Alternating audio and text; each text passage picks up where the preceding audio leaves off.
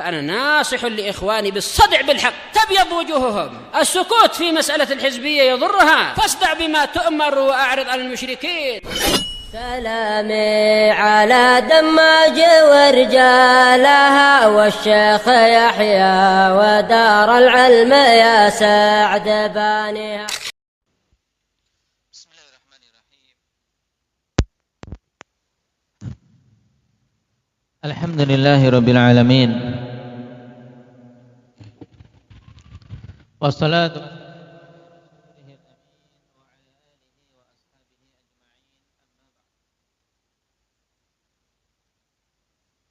Ikhwanil kiram rahimani wa rahimakumullah. Kita masuk pada bab yang ke-8, ad-du'a'u bainal adzani wal iqamah. Doa di antara adzan dan iqamah.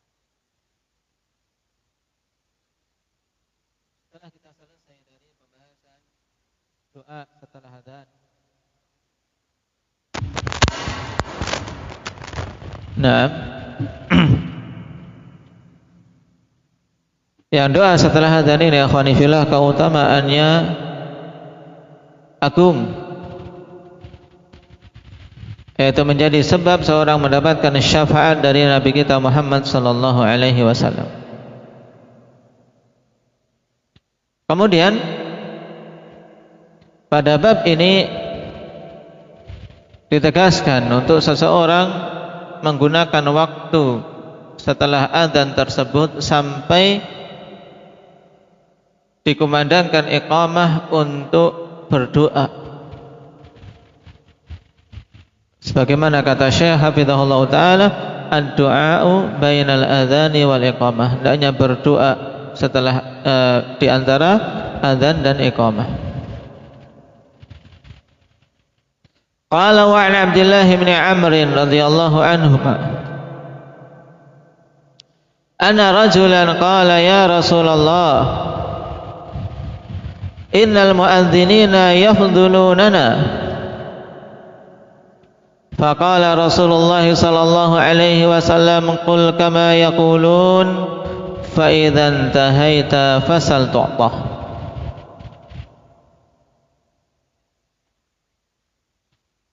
Dari Abdullah bin Amr bin al-As radhiyallahu anhuma bahwasanya seorang laki-laki berkata, wahai Rasulullah, sungguhnya para muadzin itu mereka telah mengungguli kami dari sisi keutamaan. Kenapa ikhwan? Karena muadzin mendapatkan keutamaan yang besar pada adzannya. Rasul sallallahu alaihi wasallam mengatakan al-muadzdzinuna atwalun nasi a'naqan yaumal qiyamah. Para muadzin itu adalah orang yang paling panjang lehernya kelak di hari kiamat. Demikian pula dia akan mendapatkan persaksian yang sangat banyak dari makhluk-makhluk yang mendengar azannya, baik itu bebatuan, pepohonan maupun binatang-binatang. Taib dan keutamaan yang lain yang sampai-sampai seandainya tidak didapati peluang untuk mendapatkannya kecuali dengan diundi, maka tentu kaum muslimin akan berundi, yaitu mereka-mereka yang mengetahui keutamaan azan ini. Sampai-sampai terjadi khilaf mana yang lebih utama antara muadzin dan imam. Walaupun yang rajih bahwasanya imam lebih utama, karena itulah yang dipilihkan oleh Allah Subhanahu wa taala untuk nabinya. Dan Rasul sallallahu alaihi wasallam tidaklah Allah pilihkan bagi beliau kecuali yang paling utamanya. Taib. Oleh karena itulah para sahabat yang lain akhwani fillah, karena semangat mereka pada kebaikan, mereka menyampaikan kepada Rasulullah sallallahu alaihi wasallam, fenomena ini. Para muadzin memiliki keutamaan lebih dari kami, terus bagaimana kami bisa mengejarnya? Ini maksudnya. Bukan kemudian mereka hasad atau mereka kemudian membenci, tidak, tapi para sahabat ini, itu dokter khusus laki-laki ini, ya bertanya seperti itu, ingin diberi petunjuk untuk bisa apa? Mengejar ketinggalannya.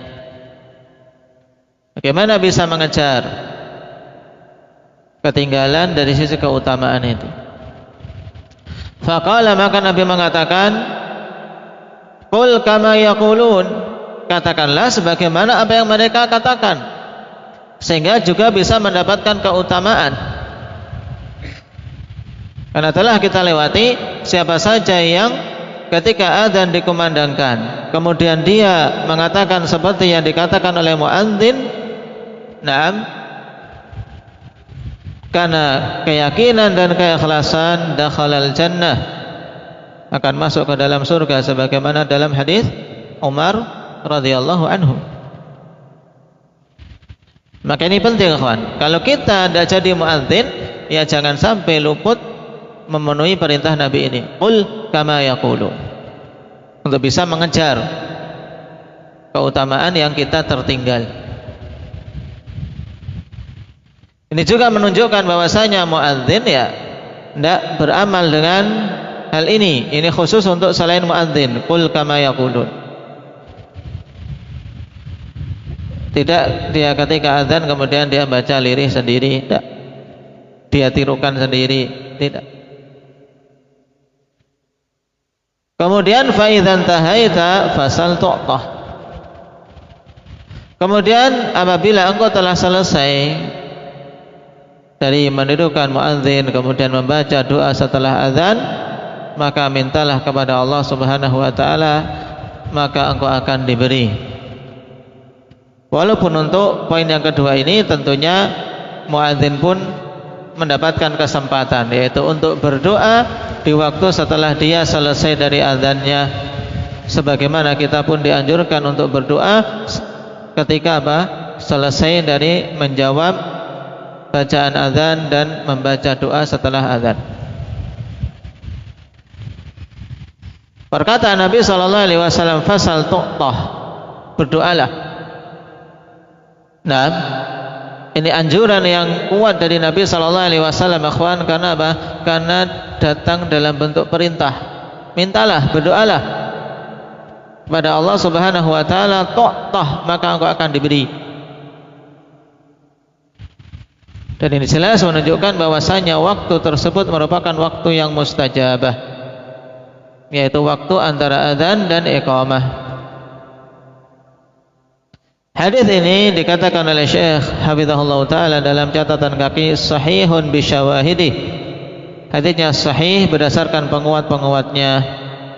Akhrajahu Abu Dawud wa Ahmad wa Nasa'i wa akharun.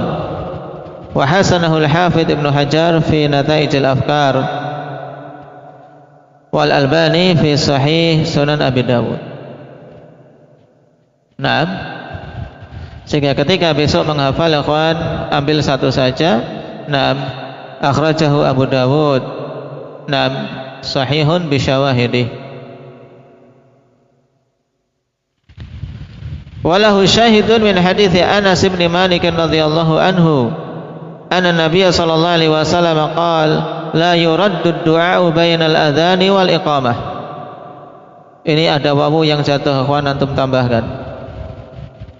La yuraddu ad-du'a bainal adzani wal iqamah, ada wawu di situ. Tidak akan ditolak doa antara adzan dan iqamah. Hadis dikeluarkan oleh Imam Abu Dawud, wa Nasa'i, wa Tirmidzi, wa Ahmad. Wa huwa haditsun sahih. Ini juga ditambahkan dalam hafalan, dan bahkan hadis Anas ini lebih masyhur daripada hadis Abdullah bin Amr bin Al-As. Cuma Syekh hafizahullah taala kemungkinan besar memilih hadis Abdullah bin Amr. Kenapa? Karena padanya penegasan. Nah, untuk apa kita berusaha mengejar keutamaan yang tertinggal pada perkara adzan dengan mengucapkan apa yang diucapkan oleh muadzin, kemudian setelah selesai dan membaca doa setelah adzan, berdoa. Hadis Anas ditambahkan untuk dihafal. Pendek. La yuraddu du'a ba'dal adzani wal iqamah, akhrajahu Abu Dawud bi sanadin sahih, gitu. Walahu wa syahidun akhar an Sahal bin Sa'd radhiyallahu anhu anna Rasulullah sallallahu alaihi wasallam qala Thintani la turaddan ad-du'a'u 'inda an-nida'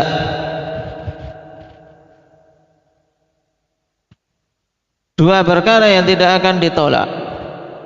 Ad-du'a'u 'inda an-nida' yaitu doa ketika azan, maksudnya setelah selesai azan.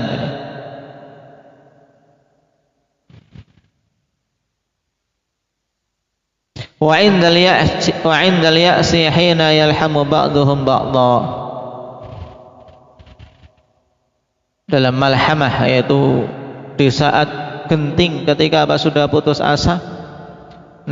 Ketika berada di tengah perang, berkecamuknya perang, ketika sudah keadaan sangat genting. Dan ini masuk dalam ayat amma yujibul muttarra idza da'ah wa yakshifus su'. Atau dengan kata lain yang kedua, ikhwan, doa seorang yang betul-betul terjepit ketika sudah putus asa dengan sebab-sebab keselamatan, hanya kepada Allah lah dia meminta pertolongan. Syahidnya dari hadis ini yaitu yang pertama, ad-du'a indan nida, akhrajahu Abu Dawud wa Ibnul Jarud. Jadi pada hadis ini, ikhwan, ditegaskan oleh Syekh Hafizahullah Ta'ala dalam bab yaitu untuk seorang memanfaatkan waktu antara azan dan iqamah dengan doa, karena ini waktu yang mustajabah. Sehingga jangan sampai kita lalai dari waktu tersebut, ikhwan, dari berdoa. Dan bahkan dalam kondisi itu hendaknya dikedepankan terlebih dahulu untuk kita ambil bagian berdoa. Setelah itu kalau memang waktunya tersisa, baru membaca Al-Quran. Ibnul Qayyim rahimahullah ta'ala jelaskan dengan sangat bagus, ikhwan, tingkatan keutamaan bacaan. Memang tidak syak, ikhwan fillah, bahwasanya qiraatul Quran lebih utama dari zikir, dan zikir lebih utama dari doa. Ini urut-urutannya secara umum. Membaca Al-Quran itu lebih utama dari zikir, kemudian zikir lebih utama dari doa. Makanya kalau kita perhatikan doanya para anbiya ya dengan zikir, ikhwan.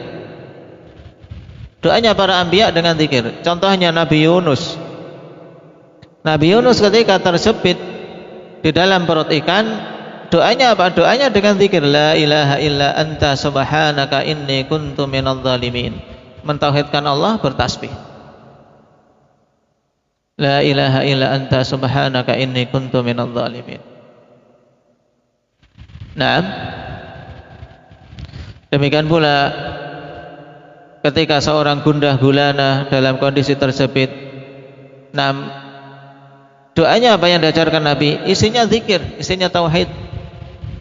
La ilaha illallahul azimul halim, dan seterusnya. Ini pada asalnya, ikhwan, bahwasanya qiraatul Quran lebih utama dari zikir, zikir lebih utama dari doa. Tapi pada beberapa keadaan, ketika ada arid, ada sesuatu yang mendorong untuk apa? Untuk melakukan salah satu dari tiga tadi, maka terkadang doa itu lebih utama dari zikir ataupun qiraatul Quran. Itu ketika memang betul-betul seorang hamba memiliki hajat, kebutuhan untuk minta pada Allah Subhanahu wa taala. Dan pada waktu-waktu yang memang Allah Subhanahu wa taala perintahkan dan Allah tawarkan, seperti pada sepertiga malam terakhir. Hendaknya ada bagian kita berdoa, ikhwan, mohon pada Allah man yad'uni fa astajibalah, berdoa. Kemudian juga ada waktu untuk kita istighfar, karena Allah puji mereka-mereka yang apa? Wabil asharihum yastaghfirun. Di waktu-waktu sahur mereka istighfar, mungkin sambil menunggu subuh, setelah capek sambil duduk atau baring sebentar istighfar, tapi jangan sampai kebablasan tidur lagi. Nah, dan di antara waktu mustajabah ini antara adzan dan iqamah, maka pada kondisi itu doa diutamakan terlebih dahulu. Berdoa mohon pada Allah dengan doa yang kita inginkan dari doa-doa yang dibimbingkan oleh Nabi sallallahu alaihi wasallam. Doa-doa yang jami'. Yang insyaallah taala akan kita lewati nanti. Bahwasanya Nabi yastahibbu jawami'al du'a. Nabi sallallahu alaihi wasallam suka untuk doa-doa dengan doa-doa yang jami', yang lafadznya sedikit tapi memiliki makna luas. Baru setelah itu qiraatul Quran. Karena waktu itu waktu mustajabah, manfaatkan akhwan. Manfaatkan, dan waktu yang singkat, jangan sampai disia-siakan untuk mengobrol hal-hal yang tidak bermanfaat, apalagi untuk berlambat-lambat keluar di luar sehingga menunggu imam rukuk dan seterusnya. Barakallahu fiikum, nasallallahu taufiq lima yuhibbuhu wa yardah. Naktafi bihadza, subhanakallahumma wa bihamdika asyhadu an la ilaha illa anta astaghfiruka wa atubu ilaik.